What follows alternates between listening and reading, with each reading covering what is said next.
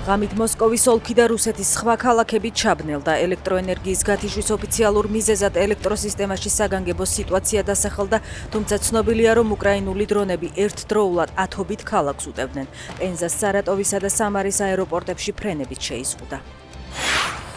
პენტაგონმა უკრაინისთვის ტომაჰავკის რაკეტების გადაცემა დაამტკიცა. საბოლოო გადაწყვეტილება ტრამპმა უნდა მიიღოს. ინფორმაციას CNN-ი ავრცელებს. შორი მოქმედების რადიუსის რაკეტების გადაცემას უკრაინა ბოლო კვირებია აქტიურად ითხოვს. უკრაინამ პოკროვსკში სპეცრაზმი შეიყვანა. ინფორმაციას როიტერსი ავრცელებს. სხვადასხვა მედია საშუალებები აქტიურად წერენ, რომ უკრაინის ძალები რეგიონში კონტრშეტევაზე გადავიდნენ და სპეცრაზმი იმ რაიონებში შევიდა, რომლებსაც რუსეთი კონტროლირებადად მიიჩნევდა. ამავე ინფორმაციებით ოპერაციას სამხედრო დაზვერვის ხელმძღვანელი კირილ ბუდანოვი მეთაურობს. კიევიდან ოფიციალური კომენტარი ჯერ არ გაკეთებულა. დონალდ ტრამპის განცხადებით ის არ განიხილავს ვენესუელაზე იერიშის მიტანას. გუშინ ამერიკული მედია იუწყებოდა, რომ ამერიკის შეერთებულმა შტატებმა ვენესუელაში იმ სამხედრო ობიექტების განადგურება გადაწყვიტა, რომლებიც ნარკოტიკების უკანონო ბრუნვისთვის გამოიყენება.